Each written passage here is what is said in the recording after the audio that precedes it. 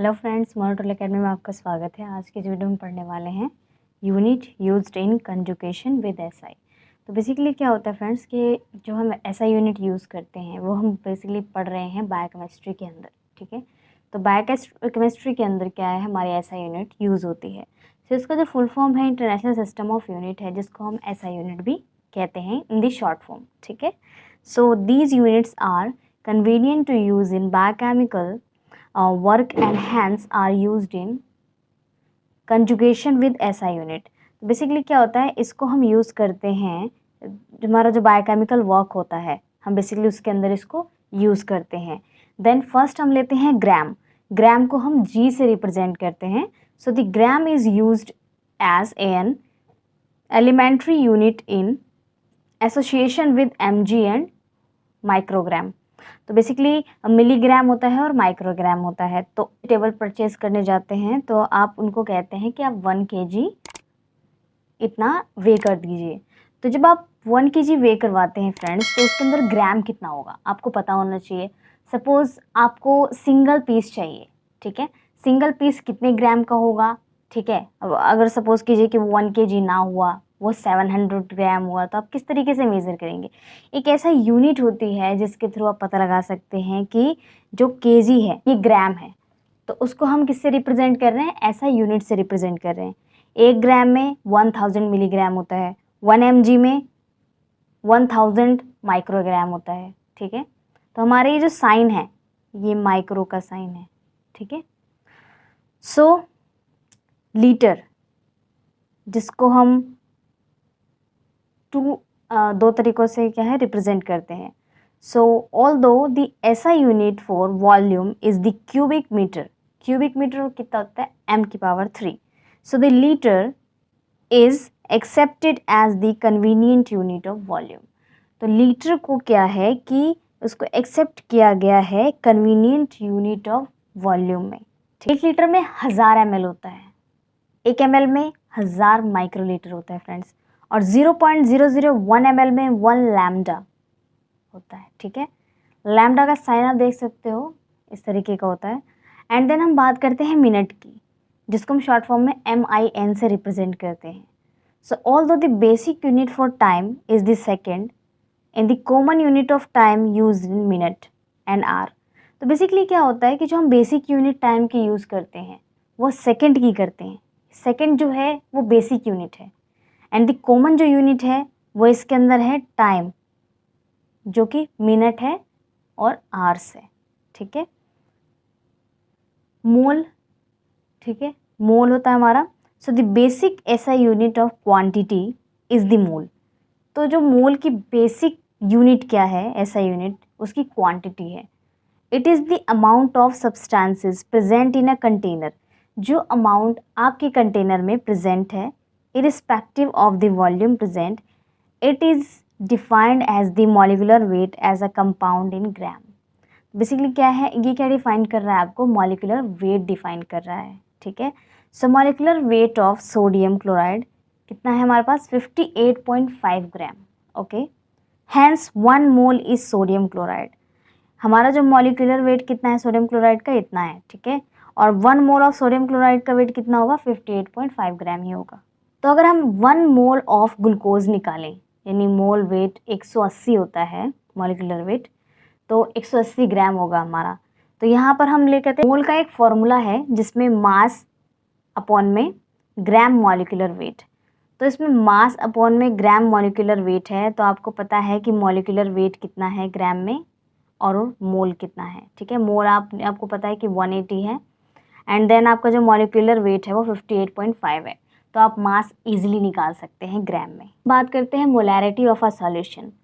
अभी हमने मोल्स पढ़ा, अब हम molarity. So number of moles of solute, तो नंबर ऑफ जितने मोल्स होंगे सोल्यूट्स के अंदर, and then number of litre of solution, कितने लीटर सोल्यूशन में आपने उसको डाइल्यूट किया है। And a molar solution contain 1 mole or solute in 1 liter of solution. So ये होगा 1 mole per liter, and 1 mole per liter is equal to 100 millimoles per liter। तो यहाँ पर क्या है कि यहाँ पर मोलर और मोल्स दोनों के क्या है, SI यूनिट प्रेजेंट है। तो अगर आप 1 लीटर ऑफ सॉल्यूशन लेते हैं यानी 1 मोल पर लीटर, यानी 1 मोल पर लीटर होगा, ठीक है, एंड 1 मोल पर लीटर इक्वल टू होगा 1000 मिली मोल्स पर लीटर। तो मोल से कम है मिली मोल लीटर, ठीक है, एंड 1 मिली मोल पर लीटर से कम होगा 1000 माइक्रो मोल्स पर लीटर, ठीक है फ्रेंड्स, ये सबसे छोटी यूनिट है।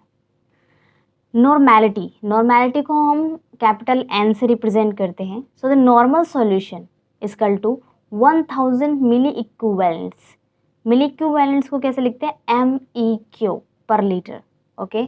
सो नॉर्मेलिटी ऑफ अ सॉल्यूशन की नॉर्मेलिटी कैसे निकालते हैं, number of gram equivalent of solute, तो नंबर ऑफ जो ग्राम इक्विवेलेंट ऑफ सोल्यूट होगा और number of litres of the solution. Normal solution contain 1 gram equivalent. तो नॉर्मल सॉल्यूशन क्या है कि अगर कोई नॉर्मल सॉल्यूशन आप लेते हैं वो 1 ग्राम इक्विवेलेंट कंटेन करता है, weight of solute in 1 litre of solution. So 1 gram equivalent weight होगा 1000 मिली इक्विवेलेंट वेट। सो फ्रेंड्स, आपने यहाँ पे नॉर्मल सॉल्यूशन लिया जिसके अंदर 1 ग्राम इक्विवेलेंट वेट हुआ सॉल्यूट का 1 लीटर सॉल्यूशन के अंदर। तो यहाँ पर 1 ग्राम इक्विवेलेंट कितना हो गया वेट, 1000 मिली इक्विवेलेंट वेट।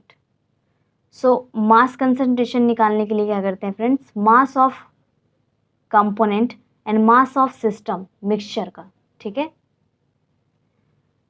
एग्जाम्पल में लेते हैं परसेंट सॉल्यूशन। परसेंट सॉल्यूशन में क्या होता है, 10 ग्राम पर डेसीलीटर, ये इसकी वेवलेंथ है, and sodium hydroxide means 10 gram of sodium hydroxide dissolve in 100 ml of distil water. 100 gram sodium hydroxide dissolve in 1 litre of distil water. तो अगर आप मास कंसंट्रेशन निकालना चाहते हैं तो मास ऑफ कंपोनेंट आपको पता होना चाहिए और मास ऑफ सिस्टम यानी मिक्सचर का मास कितना है, तो आप मास ऑफ कंसंट्रेशन बहुत इजीली तरीके से निकाल सकते हैं। Gas concentration and pressure. अब गैस का कंसंट्रेशन और प्रेशर का कंसंट्रेशन आप किस तरीके से निकाल सकते हैं, the common unit of gas concentration are. तो गैस कंसंट्रेशन की कॉमन यूनिट क्या है, वॉल्यूम परसेंट, जिसको हम लिखते हैं V/V, और m मोल पर लीटर, मिली मोल पर litre. So the common unit of expression for particle and pressure of a gas is mmHg। आपने देखा होगा फ्रेंड्स कि जो गैस का प्रेशर है वो किससे मेज़र करते हैं, mmHg से मेज़र करते हैं। इलेक्ट्रोलाइट कंसंट्रेशन, इलेक्ट्रोलाइट कंसंट्रेशन किस तरीके से मेज़र होता है, the common unit for the electrolyte concentration is milli equivalent per litre.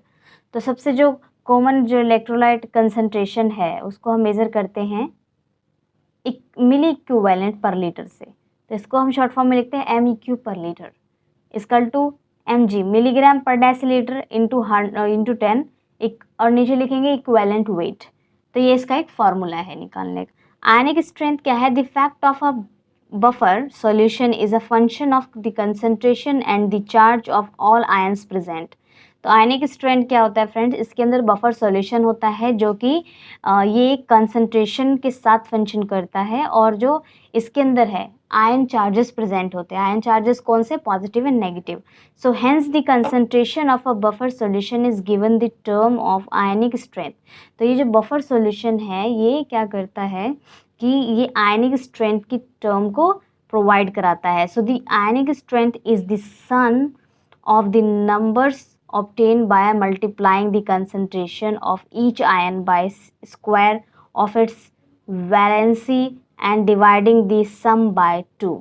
तो क्या होता है, जो हमारा आयनिक स्ट्रेंथ है वो हम कैसे पता लगाते हैं, तो हम नंबर ऑफ जो सम है, सब कुछ नंबर्स ऑब्टेन करते हैं और उसको क्या करते हैं, मल्टीप्लाई करते हैं, किससे, concentration of moles per litre each ion से। तो यहाँ पे क्या है, ये वैलेंसी एंड डिवाइड करेंगे, उसको सम करेंगे एंड बाय 2 से। तो इसमें कैलकुलेशन मेथड है फ्रेंड्स, तो हम एग्जांपल ले सकते हैं इसका। 5 मोल पर लीटर सोडियम क्लोराइड, ठीक है। तो यहाँ पर जो आयनिक स्ट्रेंथ होगा इसको 2 से डिवाइड करेंगे, तो 0.5 हो गया इंटू 1 स्क्वायर प्लस में 0.5 हमारा मोल पर लीटर है, इसमें 1 स्क्वायर अपॉन में 2। तो आयनिक स्ट्रेंथ यहाँ पे क्या हो गई, 0.5 हो गई, ठीक है। और 0.2 मोल पर लीटर। अब हम लेंगे सोडियम सल्फेट। फ्रेंड्स यहाँ जो हमारा आयनिक स्ट्रेंथ आया है वो है 0.2 इंटू 2 मल्टीप्लाई में 1 की पावर 2 प्लस 0.2 इंटू 2 की पावर 2। तो यहाँ पर हमारा आयनिक स्ट्रेंथ आ गया 0.6। ठीक है, तो हम कुछ इस तरीके से कैलकुलेशंस करते हैं आयनिक स्ट्रेंथ का। एन है एम मोल पर लीटर, तो इसमें हम जो कैलकुलेशन करते हैं वो करते हैं परसेंट कंसंट्रेशन इंटू 10 अपॉन में मॉलिकुलर वेट। तो हमारे पास अगर परसेंट कंसंट्रेशन है, मॉलिकुलर वेट है, तो हम एम मोल पर लीटर इजीली निकाल सकते हैं। तो काफ़ी सारी ऐसी वैल्यूज़ है, जैसे मिली मोल पर लीटर। आप मिली मोल पर लीटर को कितने तरीक़ों से निकाल सकते हैं, इसके अंदर आपका मॉलिकुलर वेट भी पता चल जाएगा, एंड अगर आप परसेंटेज कंसंट्रेशन निकालना चाहते हैं तो आप वो भी इस फॉर्मूले से इजीली निकाल सकते हैं। ऐसा यूनिट ऑफ हीट, हीट की ऐसा यूनिट क्या है, सी जानते हैं आप, सेल्सियस। सो 5 इंटू फ़ारेनहाइट माइनस 32 अपॉन में 9। तो ये क्या है, एक वैल्यूएबल रीडिंग होती है, ऐसा यूनिट हीट की होती है जिसमें आप क्या कर सकते हैं, हीट के ऐसा यूनिट को डिफाइन कर सकते हैं। सो वेयर सी सेल्सियस, जिसको हम नॉर्मल जो बेसिकली टेम्परेचर होता है उसको हम सेल्सियस में ही मेज़र करते हैं। जैसे हमारे रूम का टेम्परेचर है, ठीक है, सेल्सियस से मेज़र करोगे आप। जो नॉर्मल रूम टेम्परेचर होता है वो आपका 37 डिग्री सेल्सियस बॉडी टेम्परेचर भी है, ठीक है, नॉर्मल। एंड फ़ारेनहाइट, फ़ारेनहाइट आप जानते हैं कि जब आपको फ़ीवर होता है तभी भी आप हीट को मेज़र करने के लिए कितना फ़ीवर है आप फ़ारेनहाइट में मेज़र करते हैं, ठीक है। सो फ्रेंड्स, ये हमारी ऐसा यूनिट यहीं पे फिनिश होती है। बायोकेमिस्ट्री का टॉपिक है हमारा ये, तो यहीं पे फिनिश होता है। इसके रिगार्डिंग कोई क्वेश्चन है तो कमेंट बॉक्स में ज़रूर मेंशन कीजिएगा। एंड अगर कोई अदर आपका टॉपिक है तो आप लिख सकते हैं कमेंट में, तो उसकी नेक्स्ट वीडियो बन जाएगी। सो मिलते हैं नेक्स्ट वीडियो में। Thank you so much.